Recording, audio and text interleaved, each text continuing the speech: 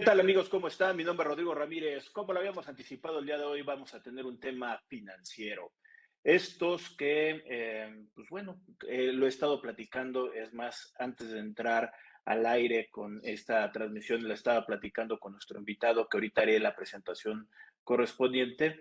En épocas de que el SAT empieza a preguntar muchas cosas del CFDI, amarres y cosas así por el estilo, ¿qué tanto tenemos los contadores en cuestión financiera de toma de decisiones, ese vínculo, ¿no?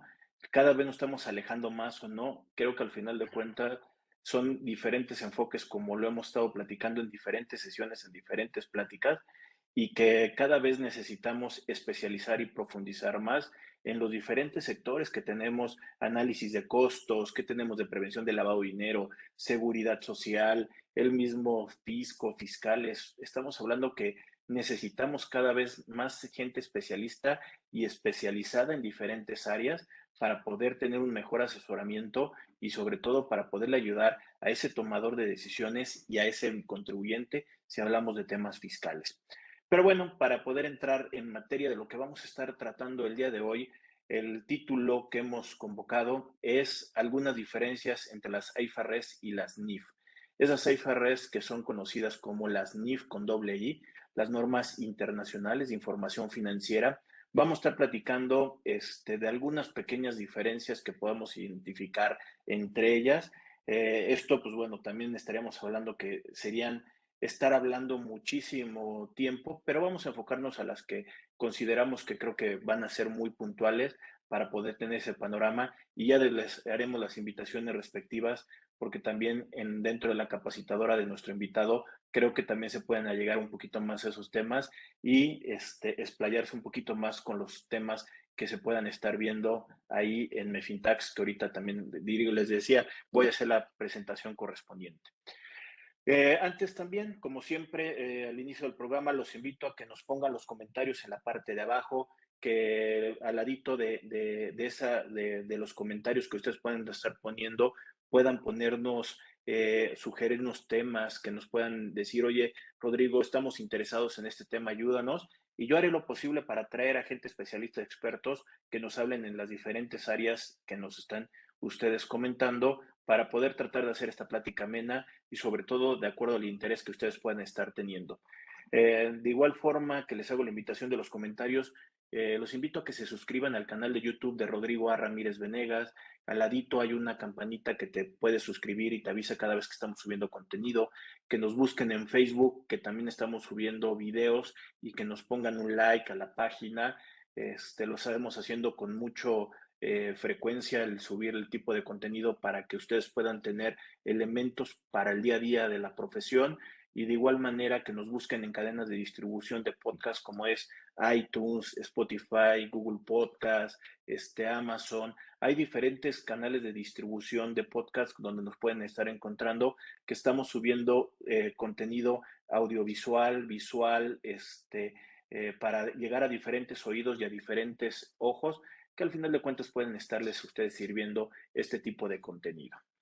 Pues ahora sí que ya después de esta introducción a esta plática, pues bueno, me permitiré presentarles el día de hoy al contador público certificado José Frank González, gran amigo, especialista en norma de información financiera, el cual también, pues bueno, participa en la capacitadora Mefintax y también como asesor en GSG Consultores, que es una gran persona para poder compartir y platicar este tipo de temas y sobre todo la expertise que tiene al haber participado ahí en el CINIF, en los que hacen las normas de información financiera mexicana, en el que él fue investigador por parte del CINIF y creo que al final de cuentas todos estos experiencia, ese juicio profesional que le ha dado la vida, nos ayuda a que esta plática que vamos a tener el día de hoy sobre algunas diferencias con las IFRS y las NIF nos va a llevar por ahí un buen camino. Frank, muy buenas tardes, ¿cómo estás? Muy bien, Rodrigo, muchísimas gracias. Buenas tardes, qué gusto saludarte nuevamente, tener el placer de estar en este programa que de manera muy interesante has venido desarrollando a lo largo pues ya de varios meses, ¿no? Y la realidad, siempre es un gusto el poder charlar con tu auditorio, contigo, desde luego, de estos temas pues, de normatividad financiera, ¿no? Sabemos que cada vez este tema, afortunadamente, empieza a permear más entre la profesión contable. Y digo, es algo interesante, ¿no? Porque al final, cuando hablamos de normatividad internacional, pues tradicionalmente se veía como algo lejano, ¿no? Como un tema que era pues solamente de las empresas transnacionales o que de alguna manera tenían algún tipo de inversión. Y bueno, la realidad es que desde el 2004 que empieza la convergencia, ¿no? Del CINIF, bueno, por parte del CINIF, la convergencia normativa, pues justo se empieza a ver que cada vez estamos más cerca, ¿no? Precisamente de este proceso ya de emisión normativa internacional. Entonces, bueno, pues agradecido por la oportunidad. Rodrigo, muchas gracias y bueno, pues estoy a tus órdenes. Sí, ahí como lo comentas, Frank, este proyecto que iniciamos y que fuiste uno de los que casi empezamos contigo este tipo de pláticas, pues ya llevamos ya más de 2 años con este proyecto. Ya tenemos más de 150 videos con especialistas y creo que al final de cuentas ha ayudado y ha habido una buena convocatoria, por eso lo seguimos haciendo. Y como lo comentas, hablando de un tema contable, la evolución que hemos tenido, donde empezábamos nosotros con los famosos boletines, con la Comisión de Principios de Contabilidad, y por allá de todo lo que hubo una transformación en el 2000, 2001, 2002, que se empieza a generar ya el CINIF y que empezamos con un marco conceptual en 2006, que estaríamos cumpliendo, déjenme ponerlo así, ya 15 años con un marco conceptual y que ya está pronto a cambiar en 2023 por toda esta evolución que estamos teniendo en la normatividad. Pues yo sí creo que todo este antecedente que nos empiezas a comentar forma parte de esa convergencia y de que cada vez tendríamos que quitarnos más la idea de que solamente existe la técnica contable y ahora tenemos que seguir estándares nacionales, estándares a nivel internacional sobre la información que estamos presentándole al usuario de la información. Efectivamente, al final, pues es claro que este desarrollo normativo, pues es producto cada vez más de la globalización que vivimos, ¿no? Esa integración de los diferentes mercados, ¿no? Que afectan, pues, a las empresas, a sus inversionistas, a los analistas, ¿no? Y en general a cualquier tomador de decisiones, ¿no? Y en ese sentido, pues obviamente se vuelve fundamental el diseñar adoptar, ¿no? Un solo cuerpo normativo que de alguna manera permita que pues, las operaciones que realizan las entidades sean de alguna manera entendidas de manera homogénea, ¿no? Y creo que en ese sentido, justamente, pues se busca algo que el marco conceptual, como bien señalaste, define como la característica primaria de la información financiera, que es ser útil para tomar decisiones. Y evidentemente, ¿cómo se logra esa utilidad? Pues otra vez, ahí volveríamos a otras características, precisamente a través de la transparencia, de la comparabilidad de la información, ¿no? De tal manera que, como yo siempre les digo a los alumnos, pues entender que lo que se busca es tener un mismo idioma, desde luego no en términos de lengua, sino un mismo idioma en términos de la información financiera, ¿no? Ahí, como estás comentando, sería un poco complicado el tener un solo idioma hablando de una lengua. Estamos hablando que estamos en una torre de Babel, en una cuestión de idiomas. Cada quien pudiera tener un idioma, aunque podamos decir el inglés ha modernizado mucho durante mucho tiempo. Pues el día de hoy ya no solamente es el idioma, ¿no? Pero la información financiera sí la necesitamos estandarizar, independientemente en el idioma que esté.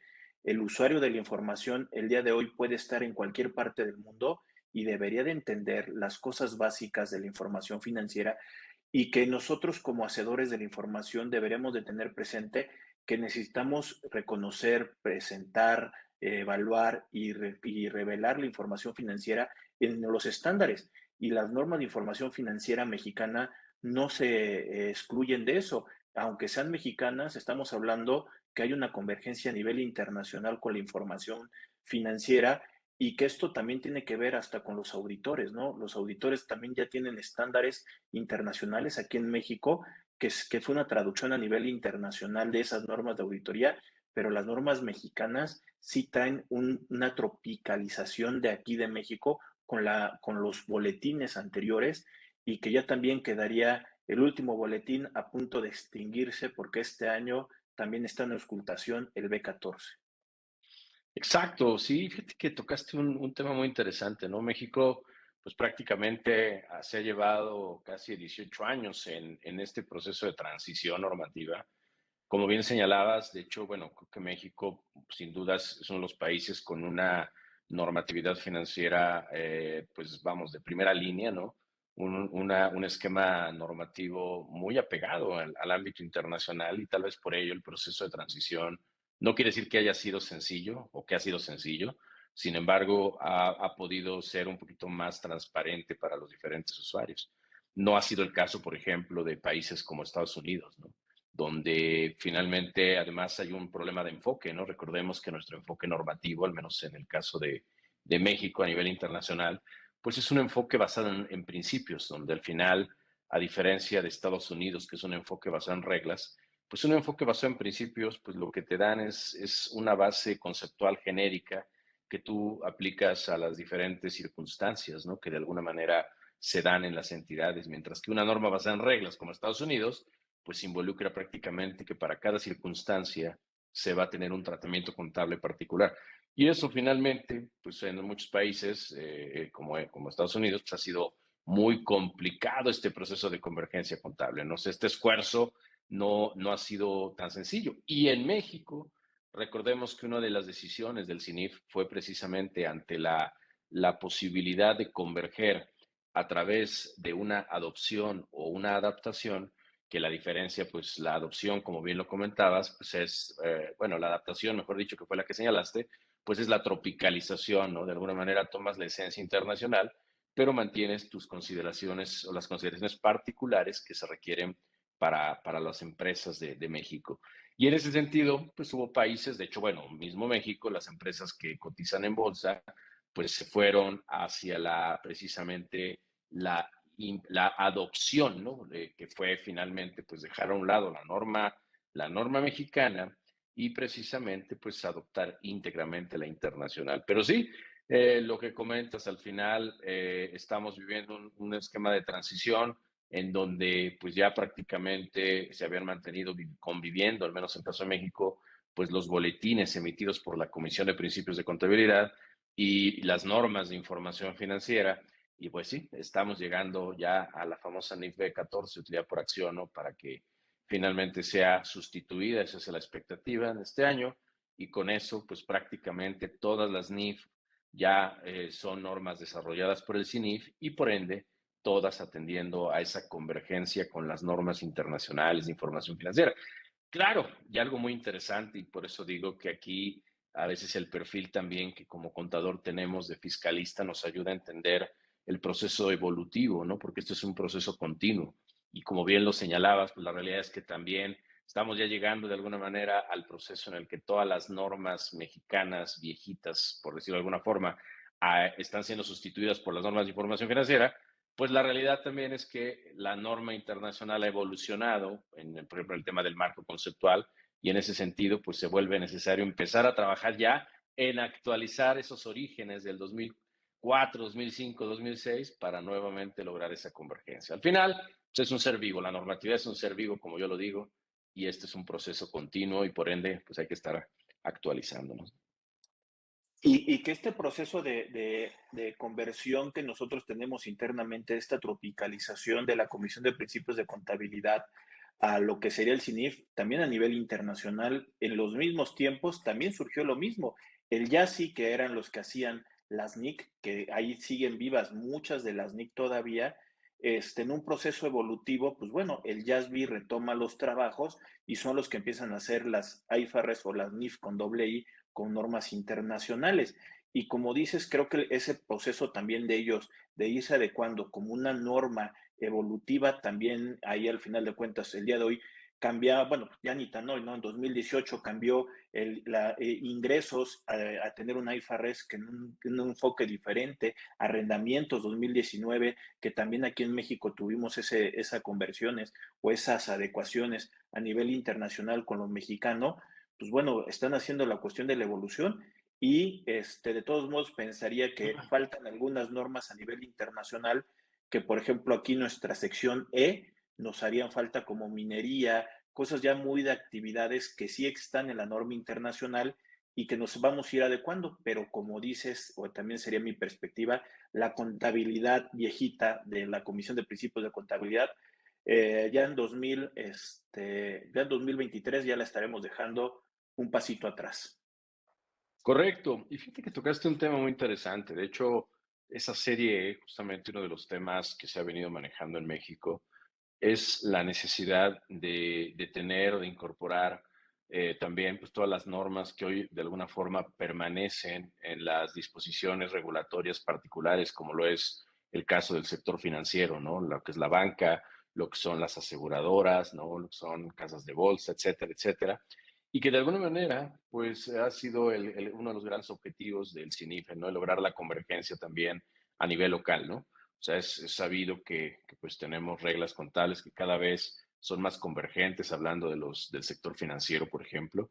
Sin embargo, es una realidad que todavía pues hay diferencias que algunas de ellas tendrán que prevalecer por las características particulares de las entidades. Sin embargo, pues la realidad es que también se está buscando lograr esa convergencia en el ámbito internacional. El ejemplo más o reciente, entrecomillado, más claro al respecto, lo tenemos, por ejemplo, con la IFRS 9, ¿no? Toda la que nos habla precisamente pues, de los activos y pasivos financieros y que precisamente toma o contempla una serie de elementos que derivan pues, de circunstancias que se dieron por allá del 2008. Recordaremos esos temas de la crisis financiera y que trajo consigo la necesidad de modificar varias disposiciones normativas para darle un contexto mucho, o más bien no un contexto, para darle un enfoque y sobre todo una regulación mucho más precisa en cuanto a la forma de evaluar, de presentar y revelar los activos y los pasivos financieros en las organizaciones.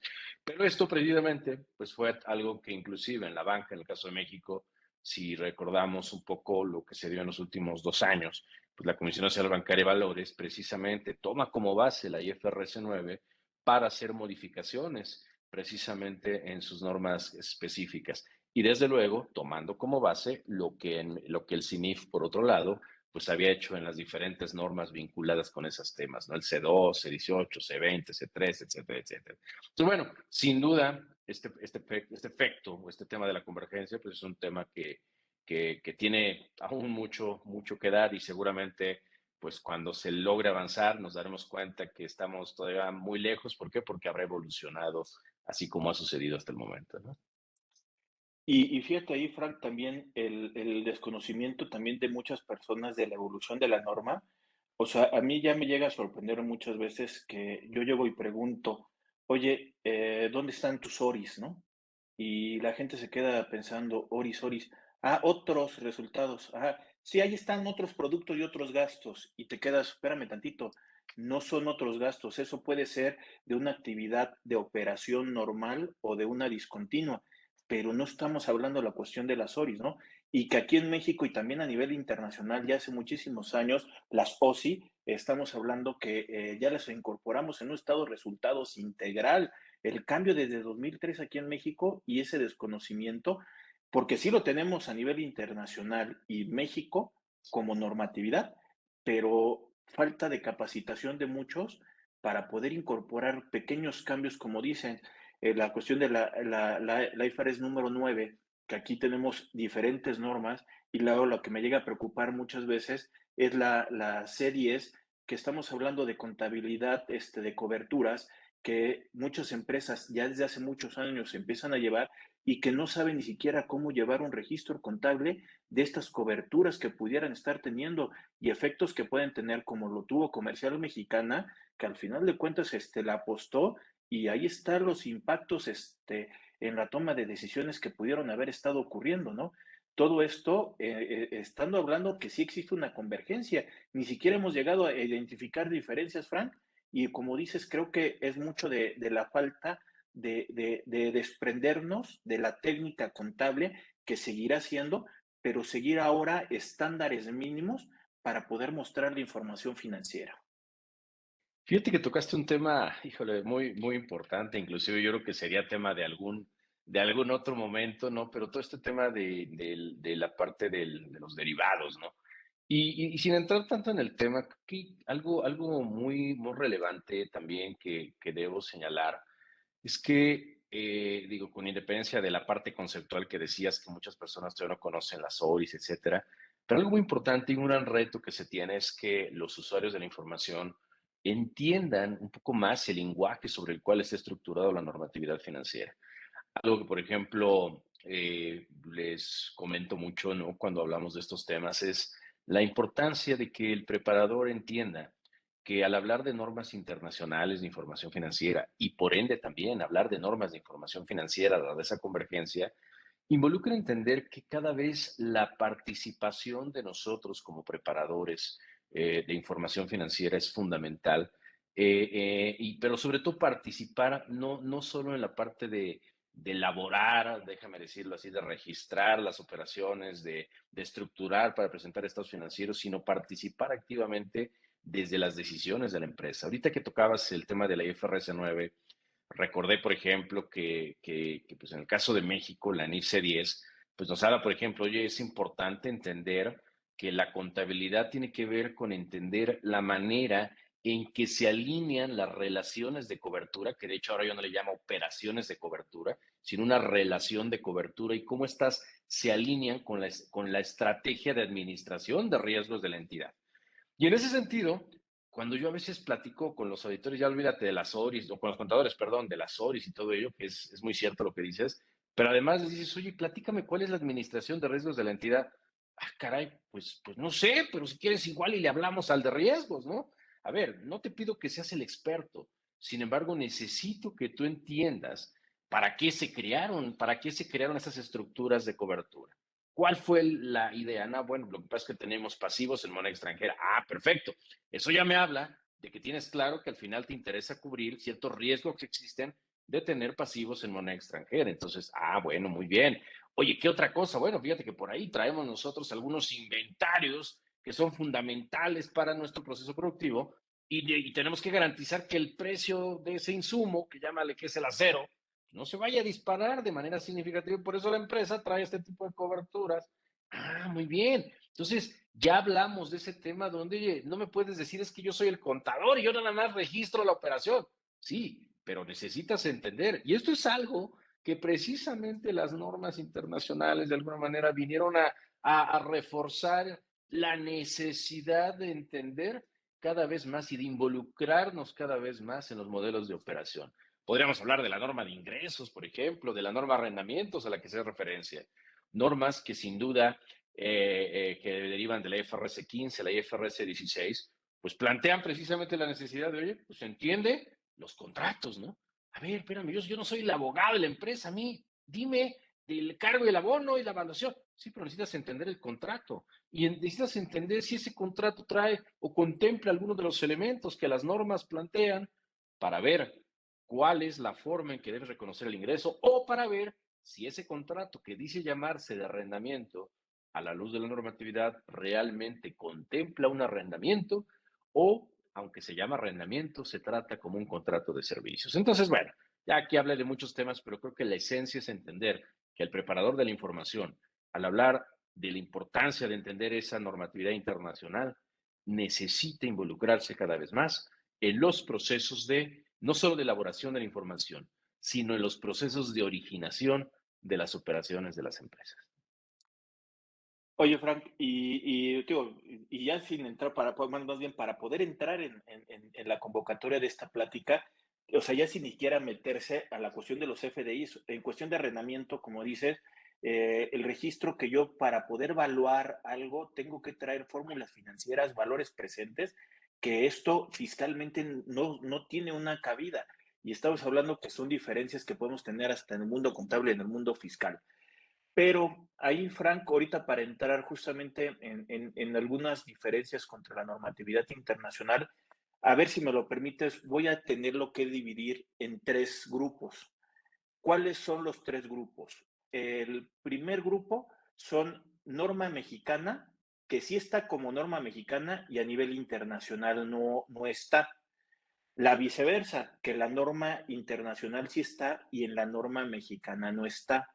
Y la otra es, en las dos existe una normatividad, pero entre una y la otra, si bien van de la mano por la convergencia entre el YASB y lo que sería el CINIF, pero sí traen visiones diferentes, principalmente los casos que traemos de de valor razonable, que pues, hay algunas, principalmente activos que no traen una convergencia al 100%, ¿no? No sé si estas tres clasificaciones pudiera servir para poder entrar en materia de algunas diferencias, Frank. Sí, claro, mira, yo creo que al final no, es claro que pueden manejarse así, inclusive, por ejemplo, hablando del tema de arrendamientos, ¿no? Que es, como bien lo señalabas, pues la de las normas más recientes y además con muy alto impacto en las organizaciones, porque es muy usual el tener arrendamientos, pues de alguna manera algo que digamos, podríamos empezar diciendo que la norma es convergente con la IFRS 16, ¿no? O sea, en principio, ese es el punto de partida. Ahora bien, como bien lo señalabas, pues ahí hay ciertas consideraciones. Por ejemplo, en el caso de la IFRS 16, pues nos plantea la posibilidad de que esta NIF pueda ser aplicado a lo que conocemos como arrendamiento de activos intangibles, ¿no? Que eso, pues finalmente es un tema que en el caso de la norma mexicana está más específicamente definido solamente para arrendamiento de activos tangibles, ¿no? Por ejemplo, esta es una ligera diferencia, pero que desde luego puede tener una implicación. Oye, ¿y México por qué decide hacerlo de otra manera? Pues porque tenemos un C8, ¿no? Propiamente definido, donde nos habla precisamente del tratamiento de los activos intangibles, de la forma de reconocerlos y todo ello, ¿no? Tenemos, por ejemplo, un tema que ha sido una gran diferencia con el ámbito internacional y que tiene que ver precisamente con las revaluaciones, ¿no? Recordemos que una gran diferencia que tenemos entre la norma mexicana y la internacional es precisamente la posibilidad de revaluar, hablando de activos de larga duración, pues la posibilidad de revaluarlos, ¿no? Siguiendo ciertas reglas que las propias normas definen. En ese orden, o más bien dicho, atendiendo a esa consideración, pues recordemos que la norma de arrendamientos nos habla de que surge un activo por derecho de uso, un pasivo por arrendamiento. Hablando del activo por derecho de uso, precisamente, también se plantea en la IFRS 16 la posibilidad de utilizar el modelo de revaluación. Algo que obviamente México dice, pues no, ¿por qué? Porque en México no hay revaluación, es el único lugar donde podríamos llegar a tener en determinado momento una revaluación es en la NIF C17 en México y es un caso muy particular que atiende igual a circunstancias muy particulares, ¿no? Otro tema, por ejemplo, que es muy interesante, ¿no? Y que finalmente es algo que México evaluó. Recordemos que inclusive esto surgió precisamente primero como por ahí un criterio técnico interno, que fue la opción de utilizar una tasa libre de riesgo para poder llevar a cabo la evaluación del pasivo por arrendamiento. Sobre todo, recordemos, pues, existía la posibilidad de hacerlo con la tasa implícita, ¿no? Del arrendamiento, ¿no? O bien, de alguna manera, la tasa incremental. Pero bueno, obviamente, pues aquí para muchas entidades de repente era, pues además del reto que representaba evaluar el arrendamiento per se, de identificar si el contrato catalogaba o no como arrendamiento, estaba el tema de las tasas y entonces México, pues de alguna manera haciendo un análisis técnico bastante robusto, decide concluir que pues la utilización de una tasa libre de riesgo puede ser importante, puede ser relevante para poder evaluar adecuadamente dicho pasivo, ¿no? Y en este sentido, por ejemplo, ahí hablamos de algo que la norma mexicana contempla, este sería el segundo caso del que hablabas, ¿no? La norma mexicana contempla, pero la norma internacional no.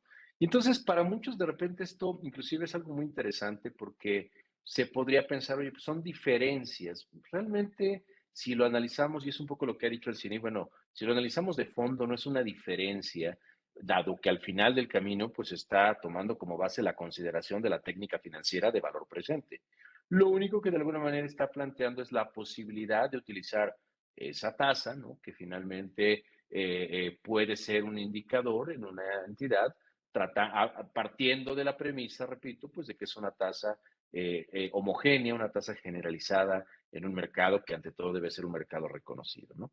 Y entonces, al final, pues este es un elemento importante. Y por ahí otro tema en esta norma de arrendamientos que tiene que ver precisamente con el reconocer de alguna manera, recordemos que hay un tema por ahí que es el sale and leaseback famoso, que de alguna manera lo que significa esto del sale and leaseback para los que no estén tan familiarizados, pues es básicamente que yo soy dueño de un inmueble, pues de alguna manera voy a decir de manera muy coloquial, me apalabro con una entidad financiera, le digo, oye, te vendo mis activos, tú me los pagas, pero me comprometo a rentártelos, ¿no? Entonces, de alguna manera, eso me da a mí la liquidez necesaria, pero me evita quedarme sin el activo, que finalmente es fundamental para continuar mi operación.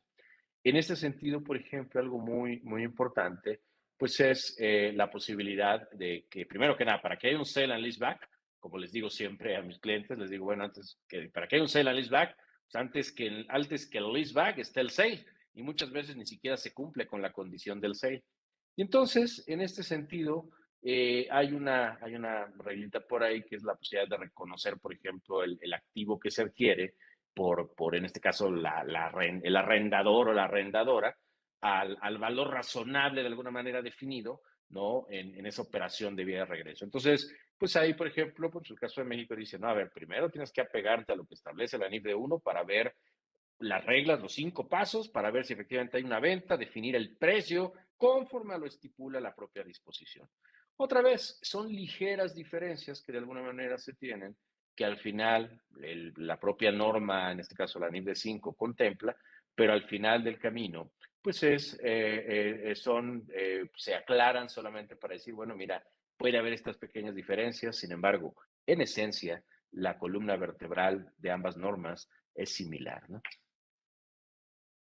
Fíjate que ahí, Frank, un poquito, y lo decías también con los activos de larga duración principalmente, muchas personas dicen, oye, es que yo recuerdo que antes se podía revaluar y podíamos subir, o el día de hoy nos están aconsejando que podamos revaluar los activos y poderlos subir, ¿no?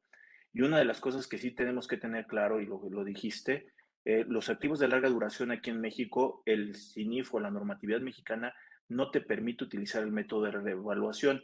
Ojo, Así es. serían con los activos de uso, porque lo dijiste Exacto. también muy puntual, la C17, que son activos de tenencia, por lo menos desde que ahorita que se está incorporando a nuestra normatividad, porque antes lo hacíamos por medio de manera supletoria a la NIC 40, pues ya lo traes ese valor, ¿no? Y por ejemplo, la Correcto. C22, que también es nueva del año pasado o que entra desde el año pasado junto con la C17, también trae un valor razonable. Lo que me da a entender es que ya muchos de los activos posiblemente hacia adelante en un periodo menos de 5 o 6 años, posiblemente ya tengamos ese valor, ese fair value o ese valor razonable aquí en México, pero por lo mientras no, y va a tener que ser una diferencia. Luego lo que me dicen, pues vámonos a norma internacional. Espérame tantito, es que no puedes ocupar la NIC 16 porque tú estás con norma mexicana, no te puedes ir ahí de manera supletoria. Eso no es un tema supletorio. Tienes que seguir lo que te dice aquí en México y si quieres seguir normatividad internacional, la tienes que seguir toda, no las que te convenga, que son de los problemas grandes que a veces el usuario de la información aquí en México no logra visualizarlo. ¿Por qué mi compadre sí lo puede hacer y por qué tú, Rodrigo, me bloqueas y me dices que no? Claro. Sí, efectivamente. Creo que aquí tocas un tema importante y lo voy a vincular con algo que a veces me preguntan, ¿no? Me dicen, oye, a ver, o sea, al final es claro que la norma mexicana hoy está viviendo ya un proceso de convergencia plena, podríamos decir. Y en ese orden de ideas, no deberíamos de tener ya una o grandes diferencias. Bueno, sí, como les digo, mira, en esencia sí, sin embargo, pues México, de alguna manera, al hablar de esa convergencia vía adaptación normativa, ha buscado resguardar ciertos elementos que considera son fundamentales, dadas las circunstancias económicas que el país ha vivido a lo largo de los años, ¿no? Y en ese sentido, pues van a prevalecer de alguna manera ciertas diferencias que en algún momento dado, precisamente, los preparadores de la información, pues tendrán que tomar en cuenta para identificar si en algún momento dado y por alguna circunstancia le resultara conveniente una adopción plena de la norma internacional. Oye, pero eso estaría prohibido. La respuesta es no. Al final, oye, pero no es empresa pública. Bueno, el hecho de que no seas empresa pública no te limita para preparar información bajo normas internacionales. La propia regla miscelánea, pues permite, ¿no? Al momento de que te dice, oye, ¿bajo qué norma puedes llevar la contabilidad? Pues te habla, dice, bueno, pues bajo normas de información financiera, normas internacionales, US GAAP inclusive, cualquier norma que sea emitida por un organismo emisor oficial. Sin embargo, obviamente, pues eso trae implícitos una serie de costos y una serie de consideraciones que las empresas tienen que evaluar. Sin embargo, como les digo, y aquí quiero tomar en cuenta una estadística que hace algunos meses comentábamos, porque muchos decían, oye, pues entonces, dado el efecto de la revaluación y dado que dices que no es prohibitivo el que si yo no soy empresa pública puedo operar bajo normas internacionales, pues entonces yo podría tomar la decisión o muchas empresas podrían tener el incentivo de que si en México no es permitido, bajo la norma mexicana no es permitida, mejor dicho, la revaluación, pues un incentivo sería adoptar normas internacionales. Digo, ok, sí, desde luego que podría ser un incentivo, pero bueno, obviamente estamos hablando de que la adopción como tal no necesariamente significa que vas a poder adoptar, perdón, revaluar en lo automático, ¿no? O sea, al final hay reglas muy puntuales, no puede hacer para efectos de esto debes de hacerse para todos los activos de la misma clase, etcétera, pero sobre todo hay un tema que no hay que olvidar, que es la sustancia económica y entender que efectivamente sean activos que por su naturaleza puedan tener una revaluación. Y concluyendo nada más mi comentario con esa estadística de la que hablaba, porque decían que cuál había sido en las empresas que habían decidido adoptar de manera voluntaria, si cuál había sido el principal motivador. Y efectivamente algo que salió muy interesante es que el que pudieran reevaluar realmente había quedado en penúltimo lugar de todas las opciones que habían dado, entre las que estaban, por ejemplo, la posibilidad de acceder a mercados de inversión en el extranjero, de obtener esquemas de financiamiento muchos extranjeros, ¿no? De mucho más atractivos. O sea, había otra serie de factores que motivaban la adopción y dejando en penúltimo último la posibilidad de reevaluar. O sea, muchos pensaban que podría ser algo que trajera y no estadísticamente al menos por ese ejercicio que se hizo hace algunos meses, se identificó que no era el motivador principal, ¿no? Algo nada más hay como una estadística interesante, ¿no? Y aparte complementando, dentro de los requisitos para poder hacer el método de revaluación de esos activos de larga duración, Frank, está el que se tiene que hacer con una cierta periodicidad. Y eso estamos hablando Correcto. que es al entregar los estados financieros. Entonces, tampoco crean que el día de hoy revalúo yo mi edificio y ya me olvido 5 años, 20 años hasta que lo llegue y yo lo necesite. Estamos hablando que si no van a perder el tema de comparabilidad. Entonces, te puede salir más caro el estar utilizando un perito evaluador de los diferentes activos que se te pudieran ocurrir, el poderlo incorporar numéricamente de lo que estás buscando subir el capital, porque muchas veces es la planeación para poder subir capital. Entonces, creo que hay veces que no funciona y esas son de las cosas que deberemos de tener por ahí muy puntuales. Oye, Frank, ¿dónde te podemos encontrar? ¿Dónde te podemos ver por ahí? No sé si nos puedes decir un poquito de tu capacitadora. Muchísimas gracias, Rodrigo. Claro que sí, pues estoy a sus órdenes. Pueden encontrarnos en Grupo GSGM Fintax, ¿no? Que como bien comentabas, pues llevamos ya pues poco más de 16 años en este ámbito de la consultoría y la capacitación, muy enfocados precisamente a estos temas de normatividad financiera, los temas fiscales. Y bueno, los invito a que nos visiten nuestra página, es muy fácil, www.gsgmfintax.com.mx y ahí van a poder encontrar pues justamente lo que hacemos en el ámbito consultivo y en el ámbito de capacitación. gsgmfintax.com.mx y desde luego a mí pueden encontrarme en redes sociales. Yo en lo particular prefiero LinkedIn, es donde estoy más activo, más presente. Ahí me encuentran con mi nombre, José Frank González Sánchez. Y bueno, pues será un gusto el poderlos saludar también por esas redes y sobre todo el tener la oportunidad de apoyarlos en algún momento. Y más porque los temas que luego suben ahí, Frank, o sea, estás subiendo casi 2 temas, si no es que más a la semana, con diferentes temas financieros, del tema de impuestos diferidos, de la norma de arrendamiento, del deterioro de activos de larga duración, deterioro de instrumentos financieros, hablando del IFRS 9, que son muy interesantes y que creo que cada vez necesitamos capacitarnos más, porque yo lo sigo diciendo, a los fiscalistas ya no vamos a ser capturadores de declaración, necesitamos irnos a ser analistas de la información financiera, incluidos impuestos. No, no vamos a dejar de existir, pero lo que voy es que necesitamos tener más el panorama de tomadores de decisiones para poder ayudar al contribuyente guión al usuario de la información. Frank, también déjame invitar rápidamente a todas las personas que están viendo que nos den un like a la página de Facebook, que nos busquen en YouTube, que se suscriban al canal, que nos busquen en el centro de distribución de podcast, que estamos subiendo este contenido. Frank, para poder concluir esto, ¿qué crees que nos hiciera falta haberles dicho a las personas que nos están viendo sobre estas diferencias en términos generales? Les decía desde el inicio, es un tema amplio, aunque la convergencia se pueda tener identificada, pero es un tema hasta numérico para poder echar hacia arriba. ¿Qué crees que nos hizo falta comentar a la gente que nos está viendo?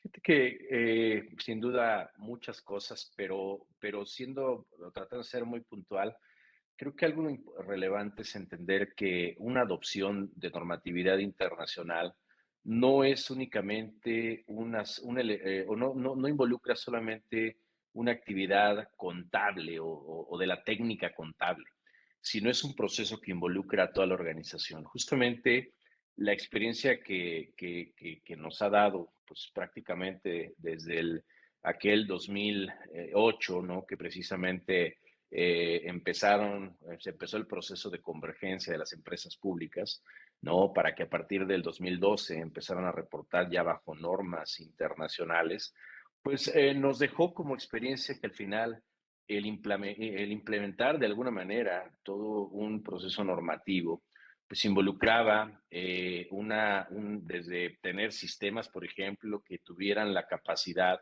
de llevar y lo voy a decir con mucho cuidado, ¿no? De llevar esa doble contabilidad, que ojo, no quiere decir una doble contabilidad en un ámbito jurídico, es una doble contabilidad simplemente porque las reglas de evaluación son diferentes, en algunos casos entre la norma internacional y la nacional. Ese control para efectos tributarios, ¿no? Que finalmente involucra, hablabas hace rato del arrendamiento, donde finalmente, pues de repente surgen, oye, la duda de, oye, surge un pasivo, ¿qué pasa con el ajuste por inflación? Bueno, pues dado que hay elementos que juegan solamente para efectos financieros y no para fiscales y viceversa, hay que llevar un control muy claro para estos efectos, ¿no? El tema, por ejemplo, del involucramiento de las distintas áreas, de las distintas estructuras de la organización, ¿no? Como parte de sus elementos de control interno, pues esto nos lleva a desarrollar una serie de elementos o de considerar una serie de elementos de implementación que van más allá de solamente el ámbito contable financiero. Eso tal vez creo que es uno de los elementos importantes precisamente para entender que esto es un tema holístico, un tema que involucra un enfoque integral y que sobre todo el involucramiento de la técnica con el capital humano, con la tecnología, será fundamental para un buen logro de alguna implementación en este sentido. Con ese comentario final que nos estás dando, Frank, creo que nos damos todavía un panorama mucho más fuerte de esta recomendación y tener mucho cuidado con la implementación tanto de la norma mexicana como la norma internacional, siempre analizando la cuestión del objetivo, el enfoque por el cual estamos utilizando y no perder de vista a ese usuario de la información. Frank, ante la distancia, muchas gracias por acompañarnos el día de hoy. Te mando un fuerte abrazo. Al contrario, Rodrigo, nuevamente agradecido por la oportunidad de estar aquí contigo, con tu auditorio y bueno, sobre todo la oportunidad de platicar estos temas que son tan apasionantes para mí. Pues un gusto, un fuerte abrazo también para ti, para tu auditorio y espero saludarte pronto personalmente. Igualmente, sí, espero que nos veamos pronto para poder echar por ahí una buena platicadita y también hasta podemos convivir con una botellita de vino posiblemente por ahí en alguna ocasión. Será un O gusto. carne, ahí creo que la otra vez que nos fuimos por allá a Querétaro, una plática que Ah, también caray. estuvimos por ahí Exacto. también un ratito, ¿no? Y bueno, Efectivamente, Rodrigo. pues Frank, ante la distancia, les doy de nueva cuenta pues un fuerte abrazo. Nos acompañó el día de hoy el contador público certificado José Frank González. Ahí lo pueden ustedes encontrar en GSG Consultores y en Mefintax. Muchas gracias, estamos en contacto. Saludos, bye. Muchas gracias.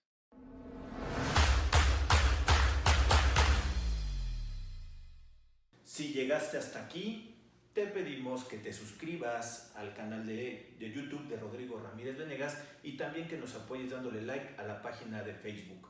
Te recordamos que si tú quieres saber más de 10 datos rápidos que te pueden llegar a servir en tu día a día, aquí, apriétale aquí lo estamos poniendo. Y también te sugerimos que le puedas dar like a esta lista, que lo que te va a ayudar es a darte contenido de las entrevistas que estamos realizando a través del canal. Suscríbete.